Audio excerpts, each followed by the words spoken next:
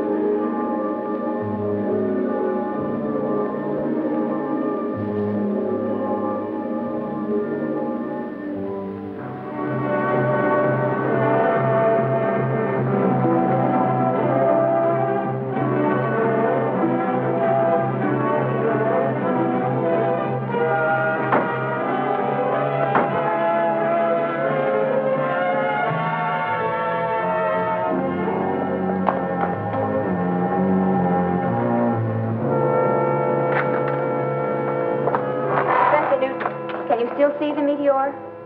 Yes, Vena. And it's drawing nearer and nearer. You already have a comet named after you, Professor, so this one's mine. You promised. Bobby's Comet. Maybe it's as big as the world. Maybe bigger. Maybe Bobby, just now it's very small, but very menacing. In moments now, it will strike the Earth. We can watch it fall on visiograph. Let's hope it doesn't fall too close.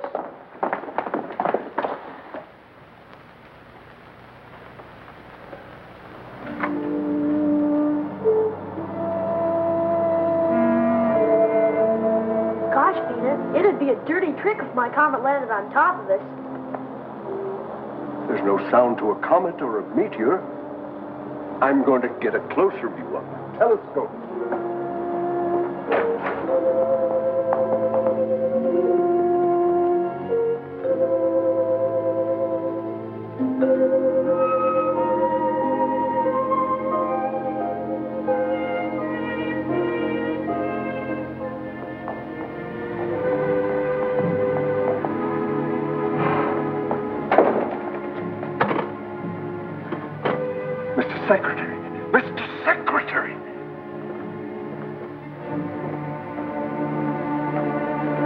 Professor, what is your latest observation of the meteor approaching Earth?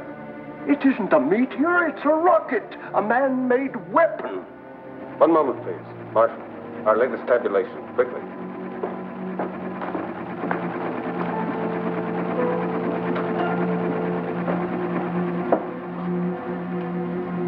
Position now. Celestial meridian, 87 degrees. Parallel, 233 degrees. Moment of contact with Earth, checked, rechecked, and is now absolute. 1510 plus 30. Professor Newton, who's shooting at us? I don't know, Bobby. No one knows.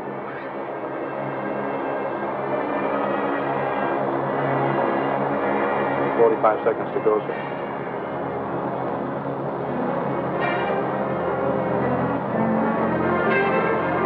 "20 seconds, sir."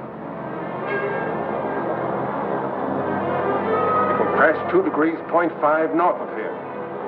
Why, it's headed right for the Newton Observatory where the professor is.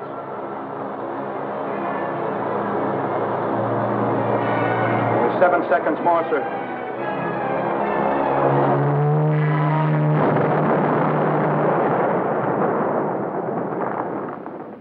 Professor Newton, Dina, and Bobby.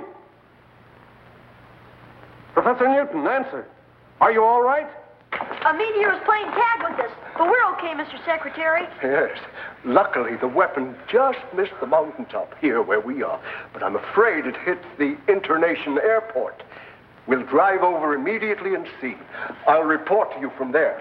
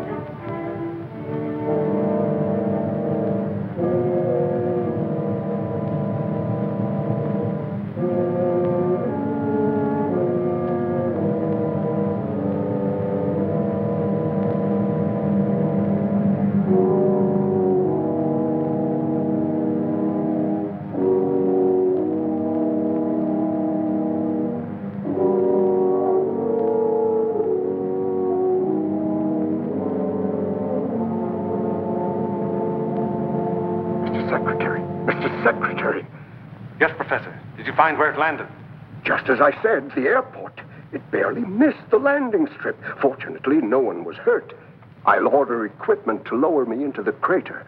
I only hope there's enough of the weapon left so I can find out something about it. We've got to somehow. But take no unnecessary chances. Be careful, Professor. We're lucky, Marshal. If this is the start of a bombardment of Earth, their first shot was wasted. Where's Rocky Jones? That's Rocky in his orbit jet, sir. Rocky isn't convinced that Griff is dead, so he's patrolling the Asiatic region to be on the lookout. Right?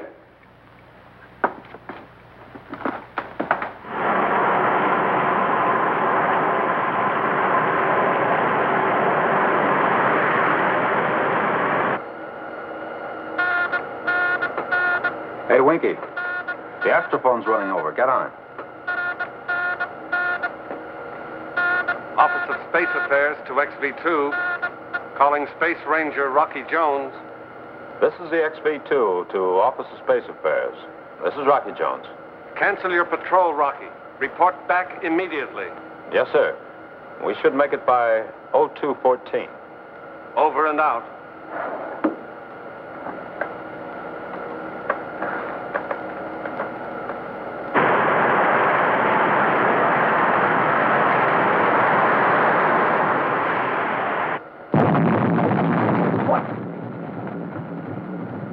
Okay, Rocky, cut it out.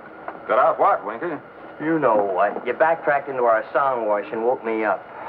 Well, maybe Secretary Drake will give you office duty at our Tibet observatory. 40 below zero. That's fine, sleeping weather. Oh, no, anything but that. I'll stay awake. What in the name of space? What is it? What was it?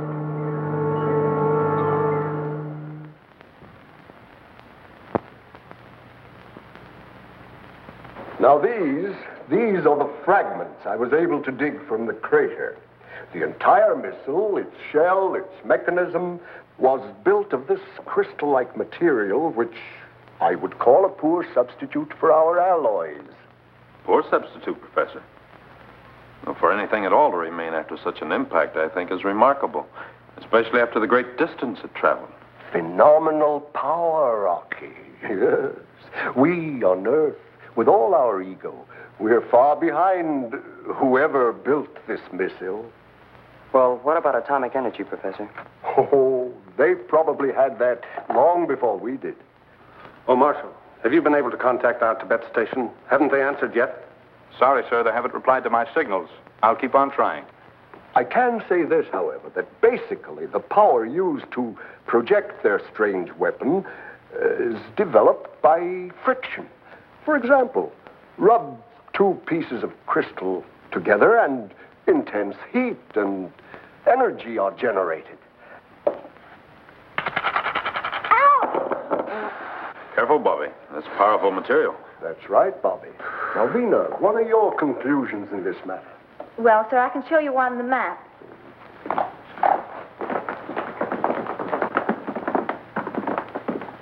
By backtracking the constant arc of the orbit, since you first saw the missile, it could only have come from here, Jupiter's moon.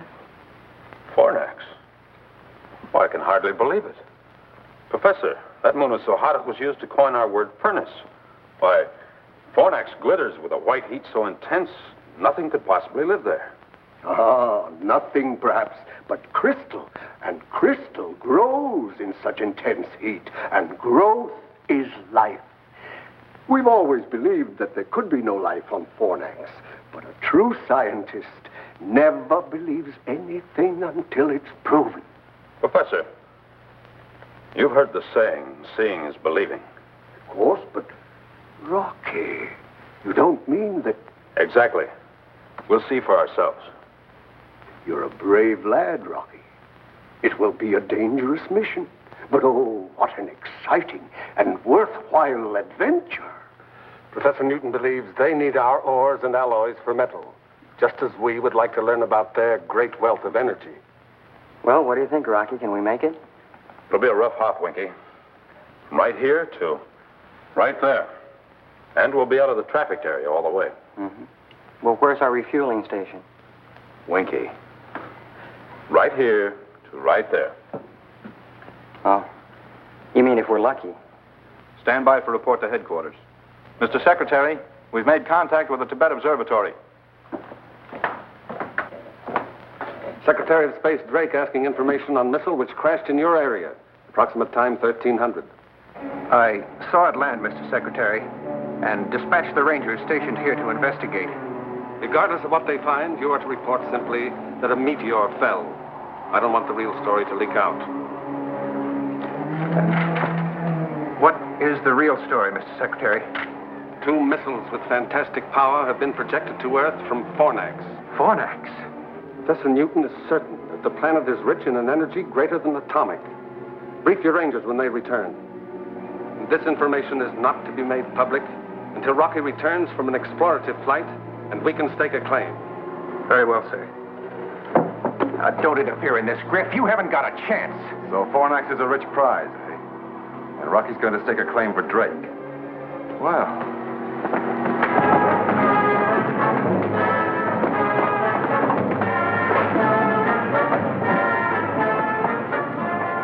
Sorry, Rocky, you won't get to Fornax first. In fact, you won't get there at all.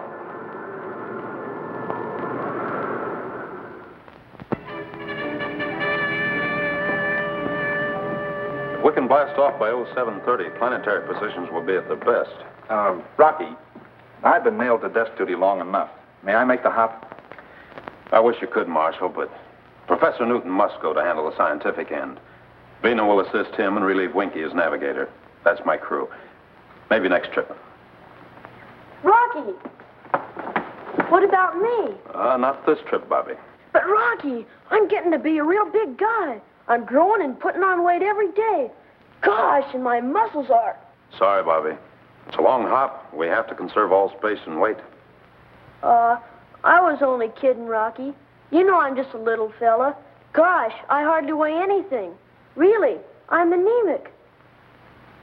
Bobby is more valuable to me than his weight and instruments. Crew members prepare for blastoff. Bobby, get to work. Roaring rockets, you mean I can go along? That's what I said. Yes, sir.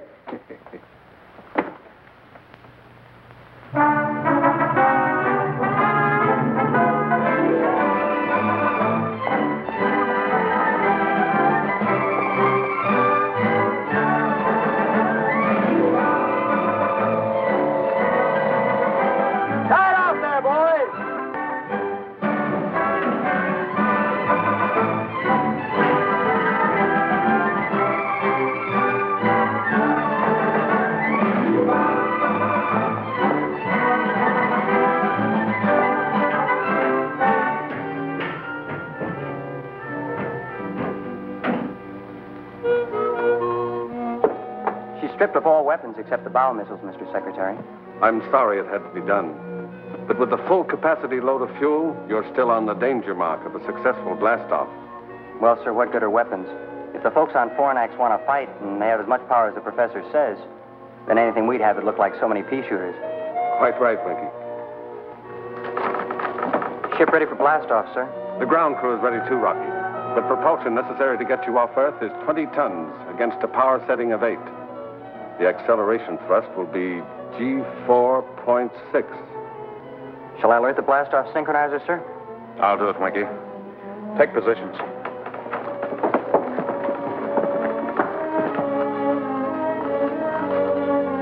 Oh, Vena. I know what you're going to say, Rocky. With an acceleration of G4.6, there will be a shock which will cause us to black out. Don't worry, Rocky. Professor Bobby and I are up to it. We'll be the best crew you've ever had. Thank you, Vena. Switch on blastoff synchronizer.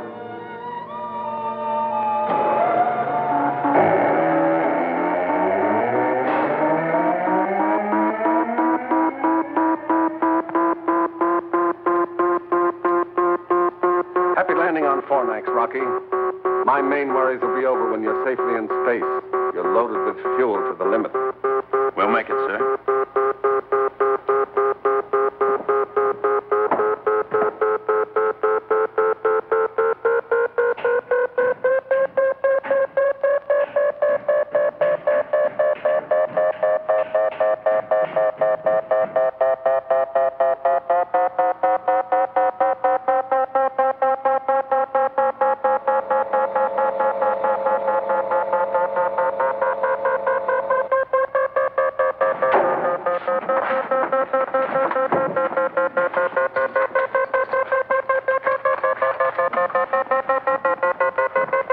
Pleasant dreams back there.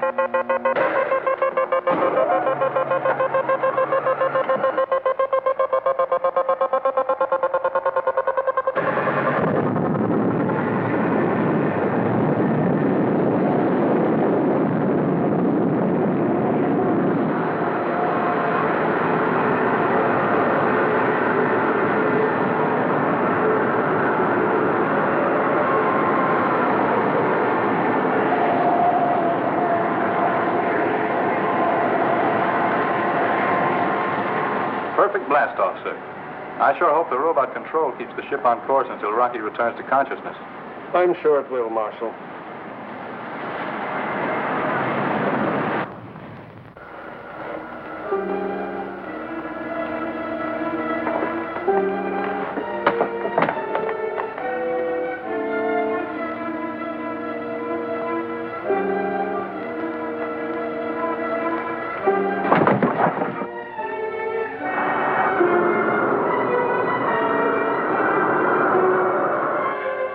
What's happened? They're in a crash dive. Rocky! Rocky, can you hear me? Rocky! Come in, Rocky! Rocky! Pull out of your dive!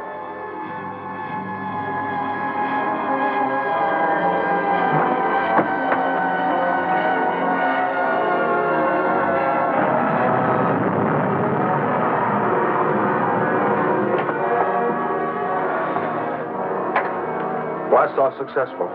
Ship under manual control. Out.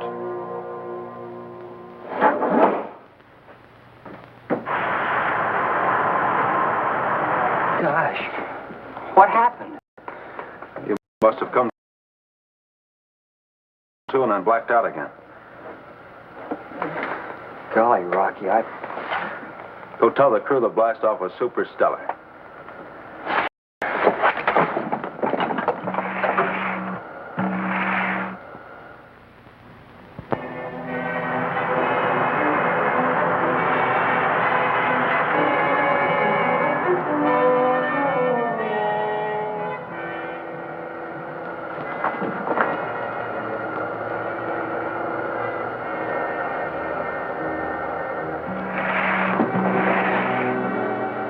How do you intend to land on Fornax, Rocky, in case there are no landing facilities?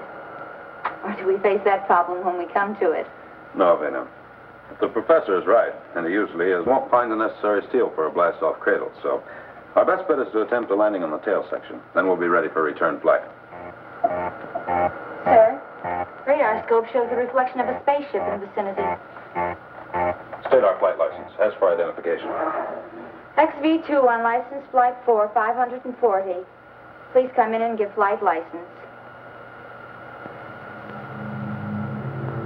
XV2 to unidentified spaceship. Please give flight license. XV2 to unidentified spaceship.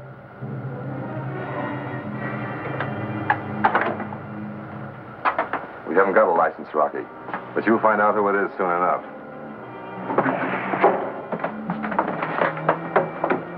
Griff, huh? Right. Take your battle stations.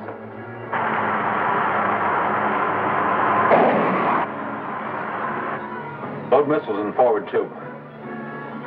Okay, Rocky. But that won't much more than scratch the paint of that ship. I know. Our only chance is to climb up into the rocket wars and score a direct hit in the tubes. That's going to be awful hot work and awful good shooting.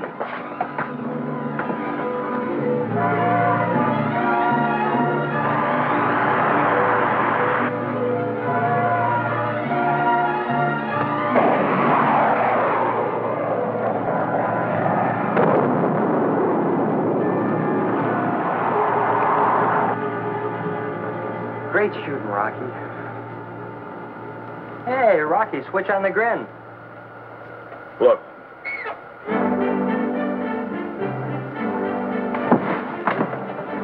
Call the crew forward, Winkie.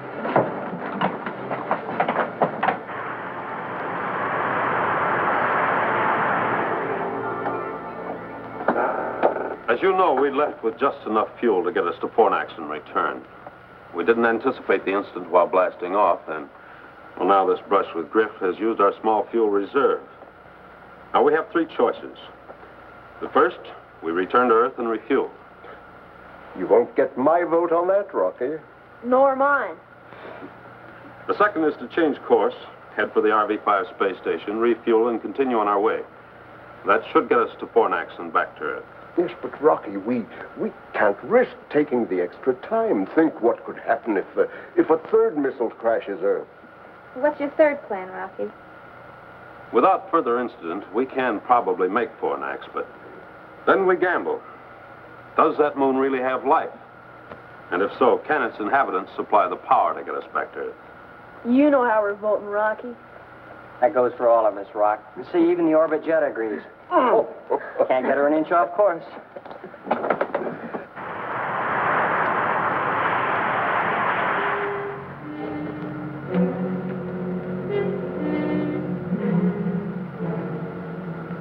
Hey, Winkie, you see what I see? Well, rattle my rocket reflexes. Crew forward. Fornax, dead ahead.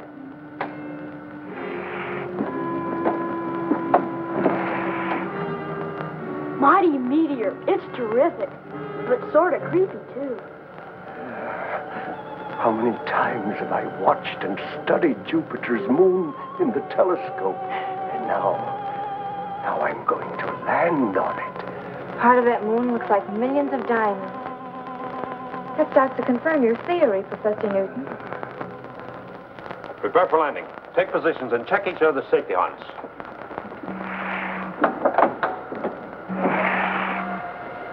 These instruments must be daffy. We're accelerating at 28 miles per second. Gravitational pull's terrific on us. It's twice that on Earth. Stand by to erect and uncase gyro. Standing by, sir. Erect and stabilize. Erect and stabilize. Give me a 90-degree arrow signal in the gyro. Signal in, sir. Hang on. We're turning ship.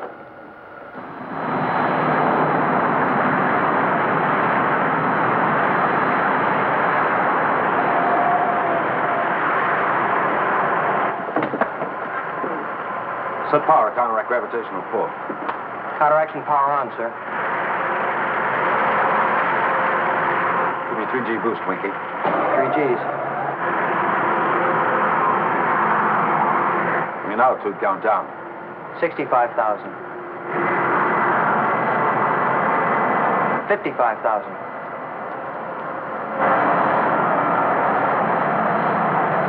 45,000. Boost power.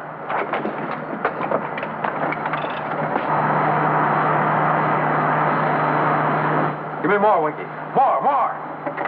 Full power, Winkie. Come on, gun it. Full power on, Rocky, but we can't keep this up.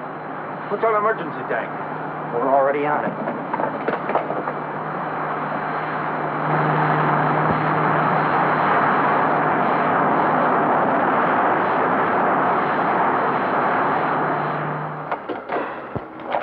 Sparkling stardust, Skipper. I never thought we'd make it. End of the line, folks. Step right up for your first look at Fornax. Now, folks, don't crowd. There's plenty of room for one and all. Amazing. This means there is life, some kind of life here. Yeah, but what kind?